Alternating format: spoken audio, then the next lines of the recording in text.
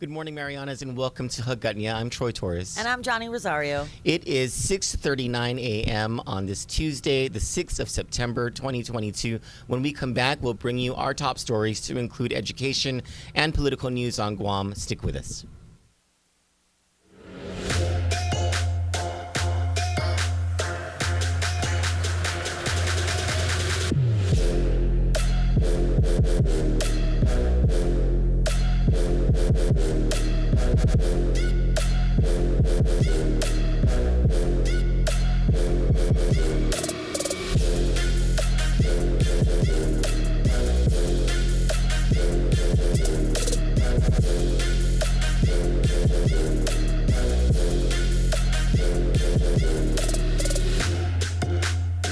Bottom line is we're going to make you a better person. You're going to be healthier and fitter than you were before.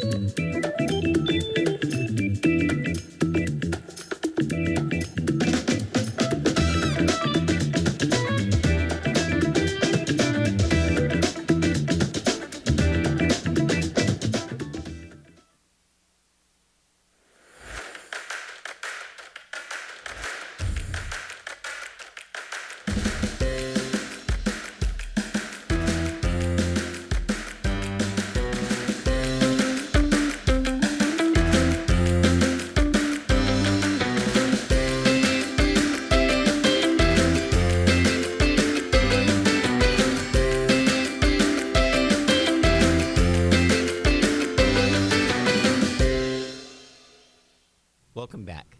The Guam Department of Education has leapt to action after Kandit forwarded pictures and videos showing unsanitary and unsafe conditions at FBLG Middle School in Jigo.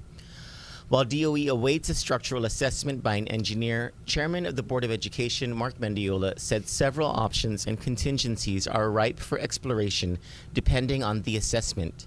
These include shutting down the school, rebuilding it, renovating it, double sessions, and using temporary structures. Of course, there's a lot of photos circulating about the condition of the school. It's a great concern for a lot of our board members and, of course, the administration, the acting superintendent, and so I do know that they did some assessments. They'll continue to do so. I know FBLG is one of the schools that's being prioritized for major repairs. But I think because of the recent earthquake, I think it's has exposed a lot of challenges that the school has, and obviously these things didn't happen overnight. By the looks of the photo, but I think with the recent shift, perhaps in the structure, it may cause some other issues. And so I am aware that the acting superintendent has reached out to do the assessment with an engineer just to make sure that the school is structurally sound. So I've not heard any reports back from him regarding that, but I do know that it's one of his top priorities at this point. Students early last week began sending pictures and video to Kandit of what appeared to be unsanitary and dangerous conditions at the old and rundown school. Puddles of a dirt-colored fluid can be seen in one classroom, and according to students, more fluid rises to the surface as they step on the tiles. In another photo of the same classroom, closet doors are rotting. In another classroom, buckets litter the floors to catch multiple ceiling leaks. Multiple fiberglass ceiling tiles are either missing or soaked with light fixtures nearby. A video of another classroom shows water raining from the ceiling into a bucket.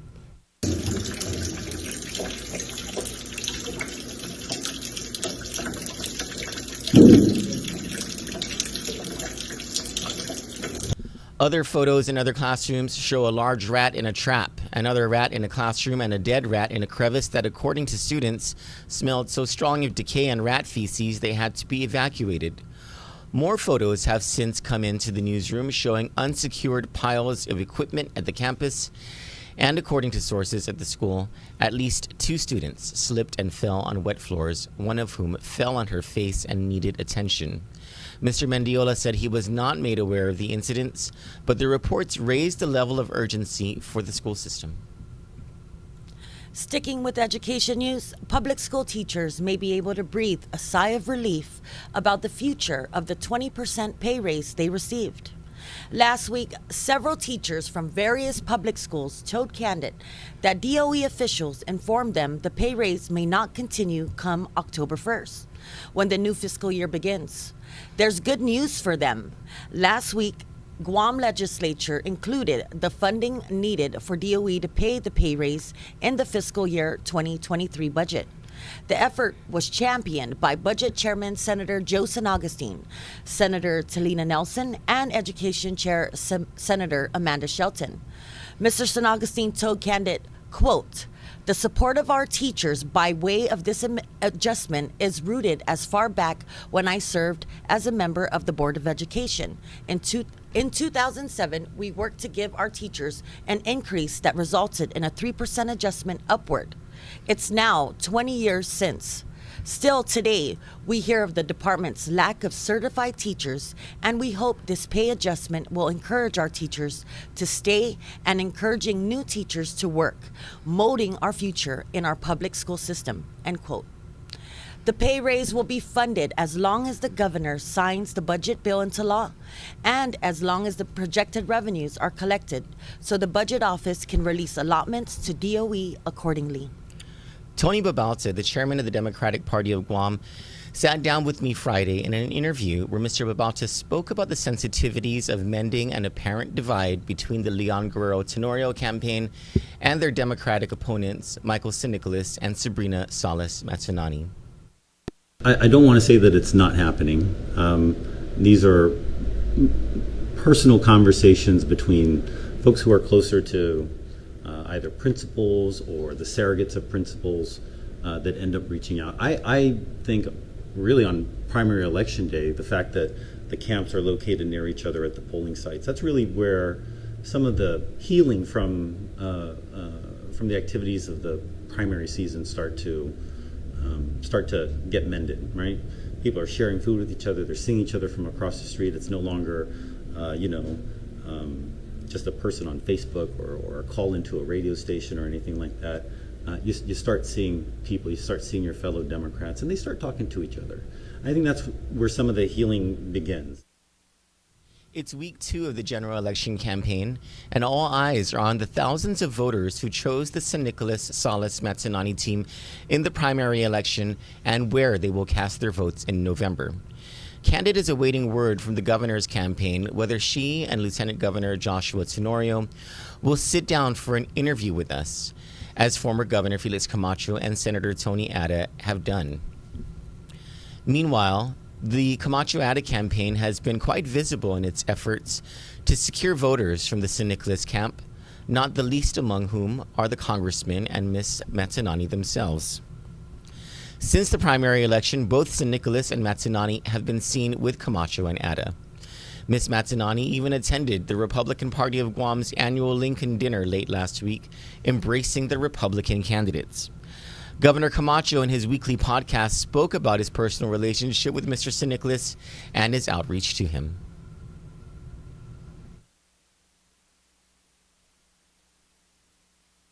I don't want to say that it's not happening. These are personal conversations between folks who are closer to either principals or the surrogates of principals that end up reaching out. Senator Jim Moylan, who is running to replace Congressman Siniclis against former Speaker Judy Wonpat, released a statement claiming concerted and organized effort to dig up personal information about himself and his family to be used against him in the election. The statement reads in part, quote, "It has been brought to our attention that a committee has been assembled specifically to dig into my personal life, finances, and or other business activity I participated in over the years, with the objective of identifying any ammunition which they can use to distract and shift the direction of the campaign. This is politics, the disgusting and desperate aspect of politics, and I've always accepted the reality that this is also inevitable," end quote. Mr. Moylan did not name Ms. Wonpat or her campaign in his accusation. Kandit is waiting for more information from the senator. Meanwhile, the Wonpat campaign has refused to comment on the matter. The chairman of the Democratic Party, Mr. Babalta, addressed the issue of negative campaigning in my interview with him Friday, vowing to condemn the personal attacks wherever they may arise. I don't want to say that it's not happening.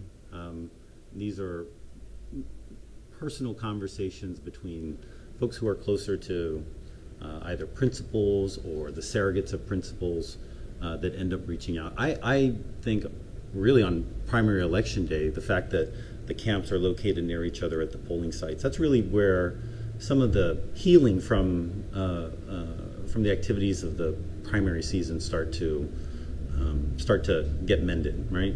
People are sharing food with each other. They're seeing each other from across the street. It's no longer, just a person on Facebook or a call into a radio station or anything like that. You start seeing people. You start seeing your fellow Democrats, and they start talking to each other. I think that's where some of the healing begins.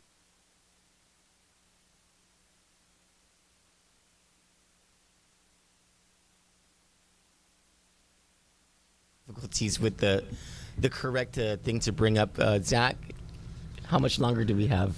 Sorry, we're going to bring you the correct thought that we have with Tony Babalta talking about how I asked him the question about personal attacks and how they appeared in the primary election between Lulian Guerrero and Michael Siniclis. And I asked him whether that's something that will continue into the general election, at least on the Democratic side. He said that that is something that they will not condone. And then I followed up and asked him, is it something that you'll condemn? And he said, yes. We're going to try and bring you that thought. We're just... I think we're just having some technical difficulties with it. It's not coming up. All right, it's fine. It's fine. We're going to expound on that story, and we'll actually talk about that more. Go ahead and go to our wide shot. When we come back from this short commercial break, we're going to talk more about politics and also the continuation of the Nicholas Moore trial. Stick with us.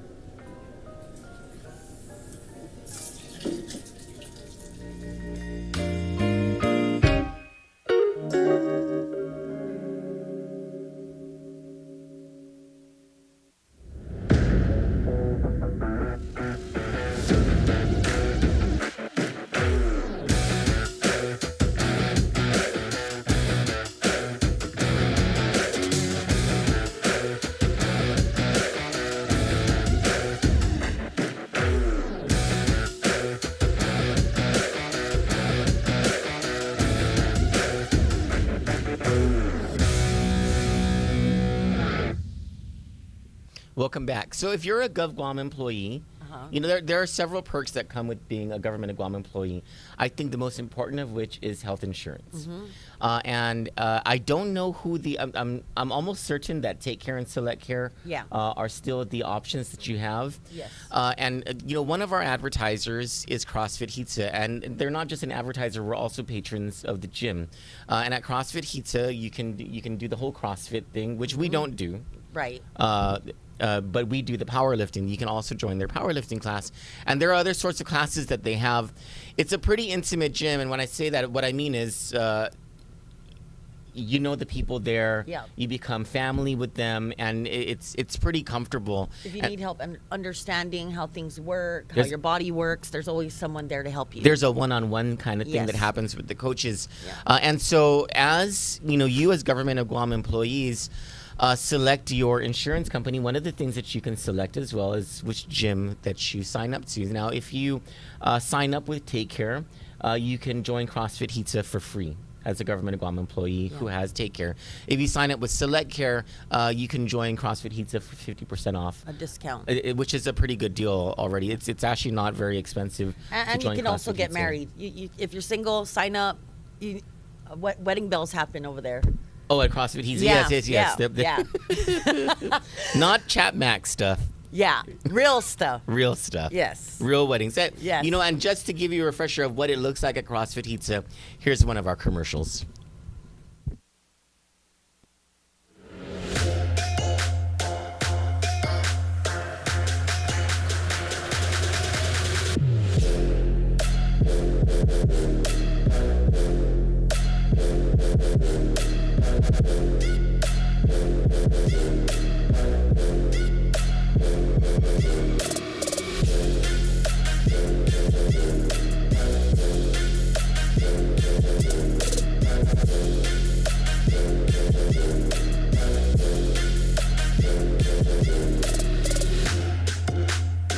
Bottom line is we're going to make you a better person.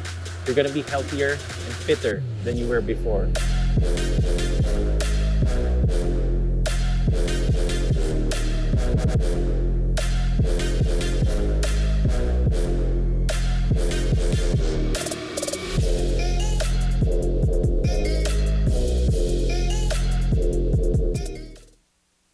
Fun place. I'll be there tonight. I have my chest and back workout for tonight, and I can't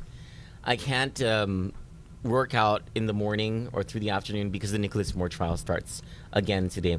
Last week, one of the attorneys was sick, and so the judge allowed for a continuation to be this Tuesday, today at 9 a.m. And so we'll bring you more about that. I think I'm going to be publishing a story that brings us to the day of the trial when Eric Salone, one of the star witnesses for the prosecution, testified. And thanks to Danielle, she was able to do a lot of the transcriptions for me. And so we'll bring you kind of a play-by-play of what happened on that day. It was an intense line of cross-examination by Nicholas Moore's attorney, David Lujan. Did you read any of that? Of course, no. No? But did I tell you what was said there? No, but she was at my house.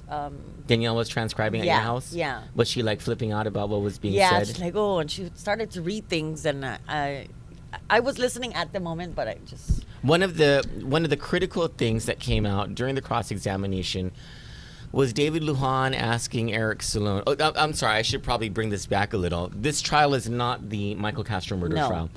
This is the aggravated assault, the shooting of, what is his name? Brian Mendiola in the leg the evening of October 15, 2020. And according to all the evidence that is in, there were two people in a truck being driven by Nicholas Moore. Nicholas Moore, the driver, and his passenger, Eric Salone.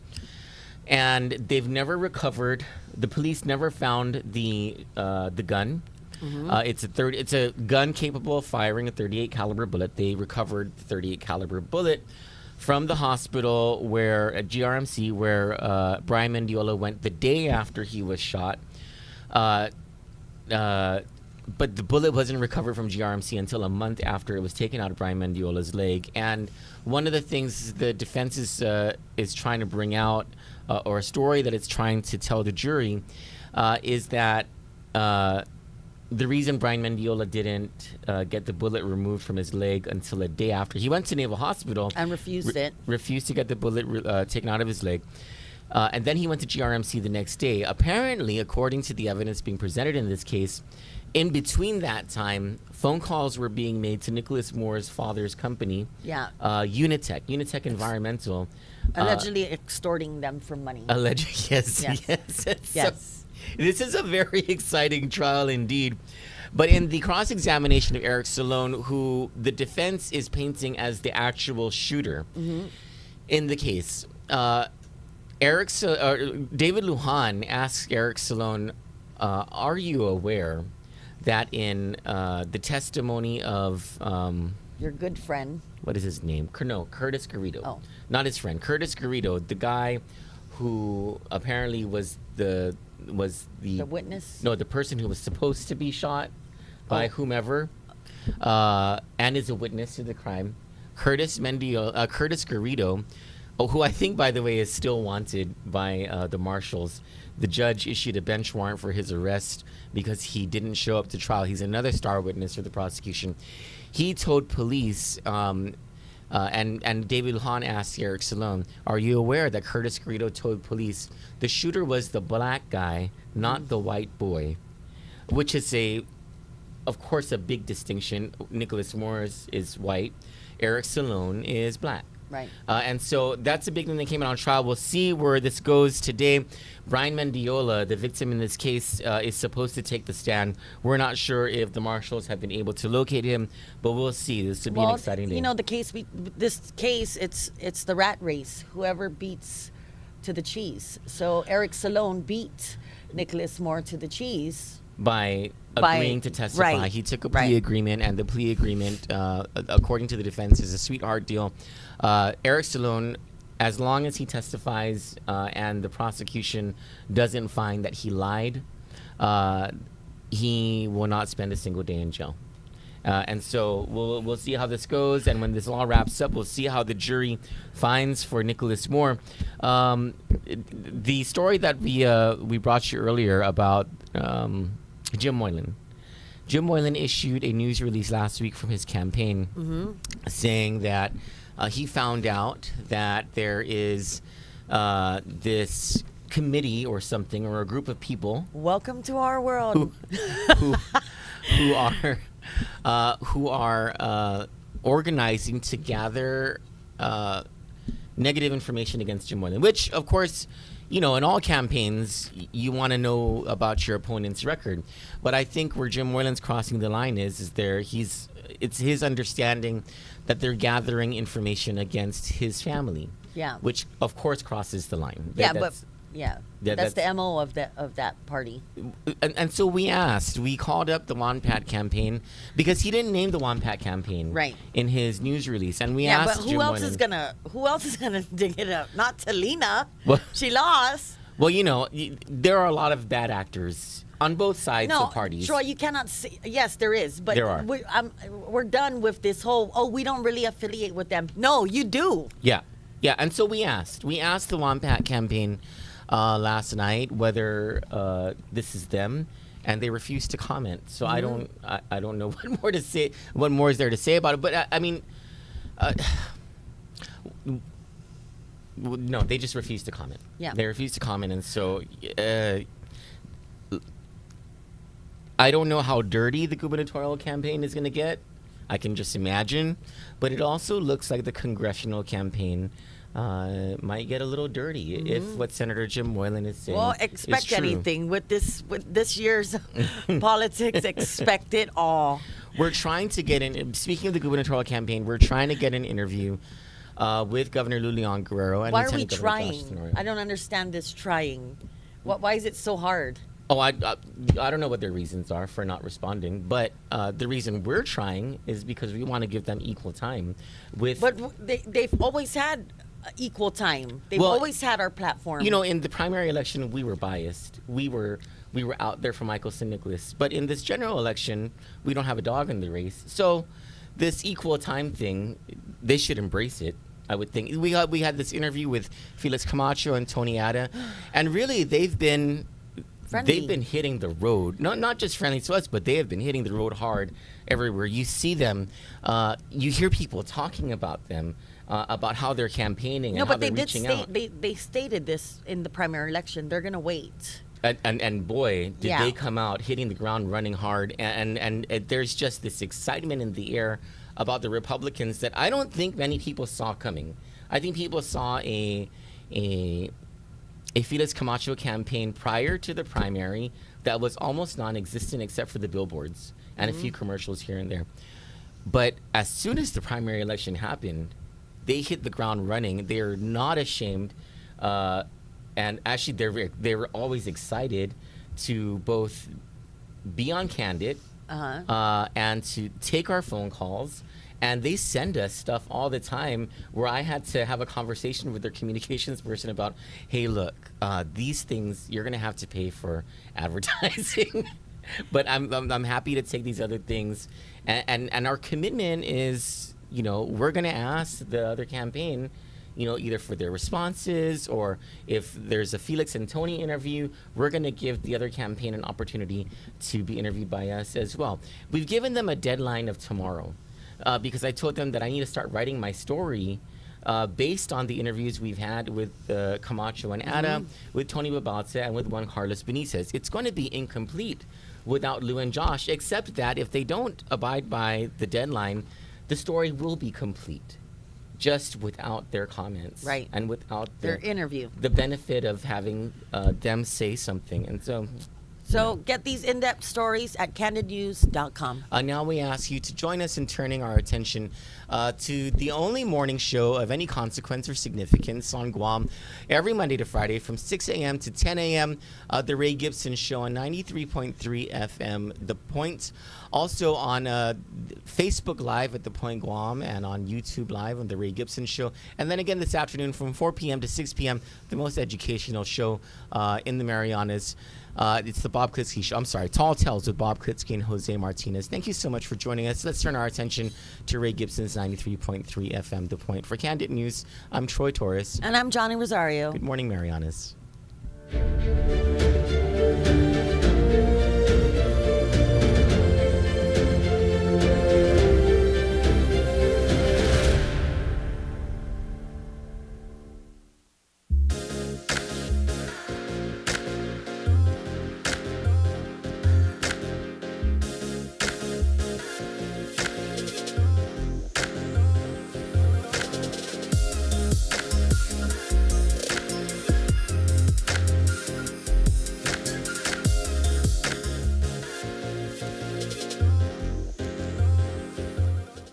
The Jones Act is a 1920 law justified on national security grounds as a means to bolster the U.S. maritime industry. It restricts domestic shipping to vessels that are U.S. built, U.S. owned, U.S. flagged, and U.S. crewed. However, this law boosts cost by banning foreigners from competing and forcing Americans to purchase ships that are up to 8 times more expensive than those built in other countries. The result is higher transportation costs. Shipping oil from Texas to the Northeast, for example, costs 3 times more than importing oil from Africa. Ultimately, consumers foot the bill. In addition, higher shipping costs push freight from ships onto other sources of transportation, such as trucks, which means more traffic and pollution. Meanwhile, this blatant protectionism has failed to benefit builders of ships in the U.S., whose production is less than 1% of those in China and South Korea. Domestic builders have seen over 300 shipyards close since the early 1980s. Jones Act defenders claim the law ensures adequate U.S. ships during times of war, but during U.S. deployments during Operations Desert Shield and Desert Storm, foreign flagged commercial ships carried twice as much equipment as their U.S. counterparts. In fact, the U.S. was so desperate for shipping that it twice requested the use of a cargo ship from Moscow. Both requests were denied. So the Jones Act has failed to achieve its shipbuilding and national security goals while driving up costs for consumers. It's time for this outdated, costly, and ineffective